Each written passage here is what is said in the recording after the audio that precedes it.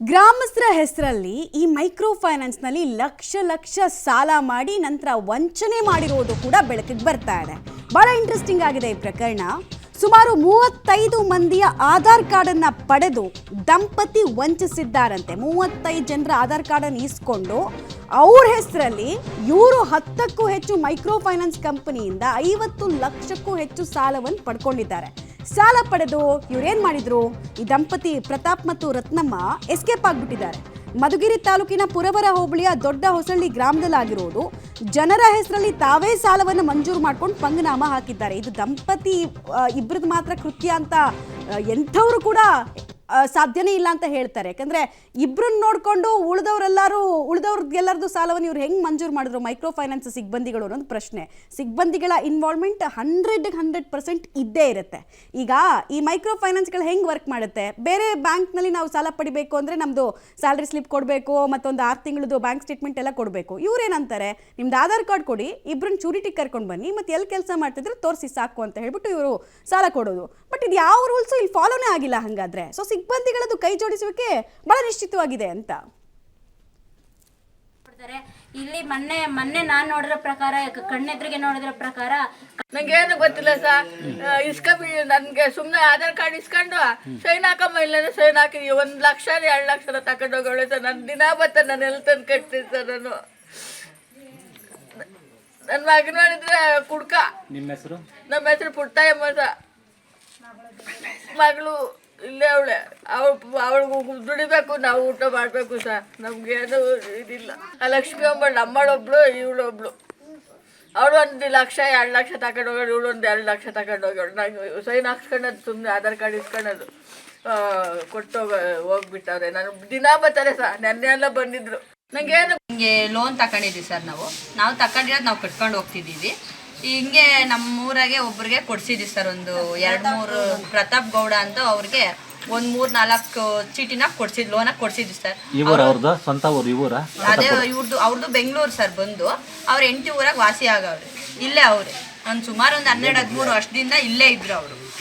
ಏನೋ ಕಟ್ಕೊಂಡು ಹೋಗ್ತಾರೆ ಅಂತ ಅಂದ್ಬಿಟ್ಟು ಕೊಡ್ಸಿದ್ವಿ ಸರ್. ಚೆನ್ನಾಗೇ ಕಟ್ಕೊಂಡು ಹೋಗ್ತಿದ್ರು. ಇವಾಗ ಸಾಲ ಜಾಸ್ತಿ ಆಗ್ಬಿಟ್ಟು ಊರು ಬಿಟ್ಬಿಟ್ಟವ್ರು ಸರ್. ನಾನು ಕೊಡ್ಸಿದ್ದೆ ಒಂದು 2-3 ಚೀಟಿನ ಕೊಡ್ಸಿದ್ದೀನಿ ಸರ್. ನನಗಿವಾಗ ಬಂದುಬಿಟ್ಟು ಮನೆ ಮುಂದೆ ಫೈನಾನ್ಸ್ ಅವರು ಚೀಟಿ ಕಟ್ಟಲೇಬೇಕು, ನೀವು ಕಟ್ಟಲೇಬೇಕು ಅಂತಾರೆ ಸರ್. ನಾನು ತಗೊಂಡಿಲ್ಲ ಸರ್, ಅವ್ರಿಗೆ ಕೊಡ್ಸಿದ್ದೀನಿ. ಅಂದರೆ ನಿಮ್ಮ ಅಕೌಂಟ್ಗೆ ಹಾಕಿದ್ದೀವಿ, ನೀವೇ ಕಟ್ಟಬೇಕು ಅಂತಾರೆ ಸರ್. ನಾನು ತಗೊಂಡಿಲ್ಲ, ನಾನು ಕಟ್ತಿದ್ದೀನಿ. ಅವ್ರದ್ದು ಬಂದು ತಿಂಗಳಿಗೆ ಬಂದು 10,000 ಹಿಂಗೆ ಕಟ್ಬೇಕು ಸರ್. 1 ಅಲ್ಲ 2 ಅಲ್ಲ 3 ಚೀಟಿ ಕಟ್ಬೇಕು ಸರ್. ನೀನು ಯಾಕಮ್ಮ ಅವ್ರಿಗೆ ಕೊಡಿಸಿದೆ ಸರ್? ಏನೋ ಊರಾಗೆ ನಂಬಿಕೆ ಇರೋರು ಅಂತ ಅಂದ್ಬಿಟ್ಟು ಕೊಡಿಸ್ದೆ ಸರ್. ಚೆನ್ನಾಗೇ ಕಟ್ಕೊಂಡು ಹೋಗ್ತಿದ್ರು. ಈ ಥರ ಮಾಡ್ತಾರೆ ಅಂತ ಯಾರಿಗೂ ಗೊತ್ತು ಸರ್? ನನಗೆ ಗೊತ್ತಿಲ್ಲ. ಆ ಫೈನಾನ್ಸ್ನವ್ರನ್ನ ಕರ್ಕೊಬಂದಿದ್ದಾರು ಅವರೇ ಸರ್. ಯಾವ್ದು ಇಲ್ಲೆಲ್ಲ ಕೂಲಿ ಮಾಡ್ಕೊಂಡು ಇವೆಲ್ಲ ಕೊಡ್ತಾರೆ ಅವರೇ ಸರ್. ಇವೆಲ್ಲ ಯಾರಿಗೂ ಮನೆ ಡೀಟೇಲ್ಸ್ ಕೊಡ್ತಾರೆ ಮಂಜುನಾಥ್. ಗ್ರಾಮಸ್ಥರು ಒಬ್ಬೊಬ್ರು ಮಾತು ಕೇಳ್ತಾ ಇದ್ರು. ತಾವೇ ಹೋಗಿ ಹಳ್ಳಕ್ಕೆ ಬಿದ್ದಂಗೆ ಕಾಣಿಸ್ತಾ ಇದೆ. ಬಾವಿಗೆ ಬಿದ್ದಿದ್ದಾರೆ ಇವರು. ಮೇಲಕ್ಕೆ ಬರೋಕ್ಕಾಗದಿರೋ ಬಾವಿಗೆ ಬಿದ್ದಿದ್ದಾರೆ. ದುಡ್ಡಿನ ವಿಚಾರದಲ್ಲಿ ಯಾರಾದರೂ ಹಿಂಗೆ ನಂಬ್ತಾರಾ ಅಂತ. ಮತ್ತೆ ಈ ದಂಪತಿಗಳ ಸುಳಿವೇನಾದ್ರು ಸಿಕ್ಕಿದೆಯಾ, ಸ್ಟೇಷನಲ್ಲಿ ಕಂಪ್ಲೇಂಟ್ ಆಗಿದೆಯಾ, ಆಮೇಲೆ ಮೈಕ್ರೋ ಫೈನಾನ್ಸ್ ಸಿಬ್ಬಂದಿಗಳದ್ದು ಪಾತ್ರ ಇದೆ ಅನ್ನುವಂಥ ಅನುಮಾನ ಇದೆ. ಯಾರ್ದೋ ಆಧಾರ್ ಕಾರ್ಡ್ ತಗೊಂಡು ಇನ್ಯಾರ್ದೋ ಅಕೌಂಟಿಗೆ ದುಡ್ಡು ಹಾಕ್ತಾರೆ ಅಂತ ಹೇಳಿದ್ರೆ ಸಿಬ್ಬಂದಿಗಳದ್ದು ಕಳ್ಳಾಟ ಇದೆ, ಅವ್ರದ್ದು ತಪ್ಪಿದೆ ಇದರಲ್ಲಿ ಅಂತ ಅನಿಸ್ತಾ ಇದೆ. ಸೊ ಏನೆಲ್ಲ ಡೀಟೇಲ್ಸ್ ಇದೆ? ಎಸ್ ಮಮತಾ, ಮೈಕ್ರೋ ಫೈನಾನ್ಸ್ನವರ ಹಾವಳಿ ತುಮಕೂರು ಜಿಲ್ಲೆಯಲ್ಲೂ ಕೂಡ ಹೆಚ್ಚಾಗಿರುವಂಥದ್ದು. ಈಗಾಗಲೇ ಕಳೆದ 4-5 ತಿಂಗಳಲ್ಲಿ 3-4 ಜನ ಮೈಕ್ರೋ ಫೈನಾನ್ಸ್ನವರ ಕಿರುಕುಳಕ್ಕೆ ಬೇಸತ್ತು ಸಾವನ್ನಪ್ಪಿರುವಂಥದ್ದು. ಕೇಳಿ ಇದು ಗೃಹ ಸಚಿವ ಜಿ ಪರಮೇಶ್ವರ್ ಅವರ ತವರು ಜಿಲ್ಲೆ ಕೂಡ ಆಗಿರುವಂಥದ್ದು. ಆದರೂ ಕೂಡ ಇಷ್ಟೊಂದು ಮಟ್ಟಿಗೆ ಮೈಕ್ರೋ ಫೈನಾನ್ಸ್ನವರು ಕಿರುಕುಳ ಕೊಡ್ತಾ ಇರುವಂಥದ್ದು. ಆದರೆ ಇದೊಂದು ಪ್ರಕರಣ ಇನ್ನೂ ಸ್ವಲ್ಪ ಹೊಸದಾಗಿದೆ. ಯಾಕಂದರೆ ದೊಡ್ಡ ಹೊಸಳ್ಳಿ ಗ್ರಾಮದ ಮಧುಗಿರಿ ತಾಲೂಕು ಪುರವರಿ ಹೋಬಳಿಯ ದೊಡ್ಡ ಹೊಸಳ್ಳಿ ಗ್ರಾಮದಲ್ಲಿ ರತ್ನಮ್ಮ ಮತ್ತು ಪ್ರತಾಪ್ ಎನ್ನುವಂತಹ ದಂಪತಿಗಳು ಸುಮಾರು 30-35 ಜನರಿಗೆ ಮೋಸ ಮಾಡಿರುವಂಥದ್ದು. ಅಂದರೆ ಅವರ ಆಧಾರ್ ಕಾರ್ಡನ್ನು ತೆಗೆದುಕೊಳ್ತಾರೆ. ಅವರ ಆಧಾರ್ ಕಾರ್ಡ್ ತೆಗೆದುಕೊಂಡು ಅವರ ವೋಟರ್ ID-ನ ತೆಗೆದುಕೊಂಡು ಅವರ ಹೆಸರಲ್ಲಿ ತಾವು ಲೋನ್ ಪಡೆಯುತ್ತಾರೆ. ಅಂದರೆ ಲೋನ್ ಇವರಿಗೆ ಬರುತ್ತೆ, ಯಾರಿಗೆ ಈ ಆಧಾರ್ ಕಾರ್ಡ್ ಏನಿದೆ ಅವರ ಕೈಗೆ ಬರುತ್ತೆ. ಅವರಿಂದ ವಾಪಸ್ ಇವರು ಪಡ್ಕೊಳ್ಳುವಂಥದ್ದು. ನಾವೇ ಕಟ್ಕೊಂಡು ಹೋಗ್ತೀವಿ, ನಮ್ಗೆ ಸ್ವಲ್ಪ ಅರ್ಜೆಂಟ್ ಇದೆ, ಸಾಲ ಕೊಡಿ ಅನ್ನುವಂಥ ರೀತಿಯಲ್ಲಿ ಪಡ್ಕೊಂಡಿದ್ದಾರೆ. ಇದೇ ರೀತಿ ಸುಮಾರು 30-40 ಜನ ಮಹಿಳೆಯರಿಗೆ, ಪುರುಷರಿಗೆ ಸೇರಿ ಒಬ್ಬೊಬ್ಬರಿಂದ 1.5 ಲಕ್ಷ 2 ಲಕ್ಷ ಹೀಗೆ ಸುಮಾರು 50 ಲಕ್ಷ ರೂಪಾಯಿ ಸಾಲವನ್ನು ಪಡೆದುಕೊಂಡು ಈಗ ಅವರು ಅಲ್ಲಿಂದ ಕಾಲು ಕಿತ್ತಿರುವಂಥದ್ದು. ಈಗ ಆ ಸಾಲ ಪಡೆದಂತಹ ಏನು ಹೆಸರಲ್ಲಿ ಸಾಲ ಇತ್ತು ಅವರಿಗೆ ಮೈಕ್ರೋ ಫೈನಾನ್ಸ್ನವರು ನೋಟಿಸ್ ಜಾರಿ ಮಾಡಿದ್ದಾರೆ. ಅದರ ಜೊತೆಗೆ ಅದನ್ನು ವಸೂಲಿ ಮಾಡಲಿಕ್ಕೆ ಮೈಕ್ರೋ ಫೈನಾನ್ಸ್ನವರು ಕೂಡ ಅವರ ಮನೆಗೆ ಬರ್ತಾ ಇರುವಂಥದ್ದು. ಇದು ಒಂದು ರೀತಿಯ ಕಿರುಕುಳ ಆಗ್ತಾ ಇದೆ. ಕಳೆದ 2-3 ತಿಂಗಳಿಂದ ಈ ರೀತಿಯ ಕಿರುಕುಳ ಮೈಕ್ರೋ ಫೈನಾನ್ಸ್ನವರು ಕೊಡ್ತಾ ಇದ್ದಾರೆ. ಆ ಹಿಂದೆ 2 ತಿಂಗಳ ಹಿಂದೆಯೇ ಈ ದಂಪತಿಗಳು ಅಲ್ಲಿಂದ ಪರಾರಿ ಆಗಿರುವಂಥದ್ದು. ಮಮತಾ, ಇಲ್ಲಿ ಮೈಕ್ರೋ ಫೈನಾನ್ಸ್ನವರ ಅಂದರೆ ಸುಮಾರು 7-8 ಮೈಕ್ರೋ ಫೈನಾನ್ಸ್ನವರ ಜೊತೆ ಈ ಚಾಲಾಕಿ ದಂಪತಿಗಳ ಒಡನಾಟ ಇತ್ತು. ಅವ್ರಿಗೂ ಎಲ್ಲವೂ ಗೊತ್ತಿತ್ತು.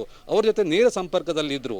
ಆಧಾರ್ ಕಾರ್ಡ್ ಸರಿ ಇಲ್ಲ ಅಂತ ಹೇಳಿದ್ರು ಕೂಡ ಫೇಕ್ ಆಧಾರ್ ಕಾರ್ಡ್ನ ಸೃಷ್ಟಿ ಮಾಡಿಬಿಟ್ಟು ಅವರ ಹೆಸರಲ್ಲಿ ಲೋನ್ ಕೊಡಿಸೋದು, ದುಡ್ಡು ಅವರ ಕೈಯಲ್ಲಿ ಕೊಟ್ಟಂಗೆ ಮಾಡೋದು ಮತ್ತು ವಾಪಸ್ ತೆಗೆದುಕೊಳ್ಳೋದು, ಈ ರೀತಿ ಮಾಡ್ತಾ ಇದ್ರು. ಹಾಗಾಗಿ ಮೈಕ್ರೋ ಫೈನಾನ್ಸ್ನವರ ಮತ್ತು ಈ ಚಾಲಕ ದಂಪತಿಗಳು ಇಬ್ಬರೂ ಸೇರಿ ಇಲ್ಲಿಯ ಜನರಿಗೆ ಮೋಸ ಮಾಡಿರುವಂಥದ್ದು. ಈಗಾಗಲೇ ಕೊಡಗೇನಹಳ್ಳಿ ಸ್ಟೇಷನಲ್ಲಿ ಏನು ಪ್ರಕರಣ ದಾಖಲಾಗಿತ್ತು ಜನವರಿ 17ನೇ ತಾರೀಕಿಗೆ ಕೂಡ, ಆದರೂ ಕೂಡ ಪೊಲೀಸರು ಕೂಡ ಯಾವುದೇ ರೀತಿಯ ಕ್ರಮ ಕೈಗೊಂಡಿಲ್ಲ. ಆ ದಂಪತಿಗಳು ಎಲ್ಲಿದ್ದಾರೆ ಎನ್ನುವಂಥದ್ದು ಕೂಡ ಇನ್ನೂ ಕೂಡ ಪತ್ತೆ ಆಗಿಲ್ಲ.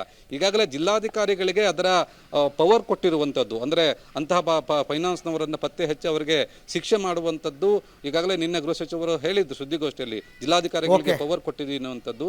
ಈಗ ನೋಡಬೇಕು ಜಿಲ್ಲಾಧಿಕಾರಿಗಳು ಏನು ಮಾಡ್ತಾರೆ ಅನ್ನುವಂಥದ್ದು. Mamata, okay, thank you. ತಮ್ಮ ಎಲ್ಲ ಮಾಹಿತಿಗೆ ಧನ್ಯವಾದ ಮಂಜುನಾಥ್. ಇಲ್ಲೇನಾಗಿದೆ ಅಂತಂದರೆ, ಯಾರ ಹೆಸರಿನಲ್ಲಿ ಲೋನ್ ಸ್ಯಾಂಕ್ಷನ್ ಆಗುತ್ತೆ ಅವ್ರು ಕಟ್ಟಬೇಕು ಅಂತ RBIನ ರೂಲ್ಸ್ ಇದೆ. ಹೌದು.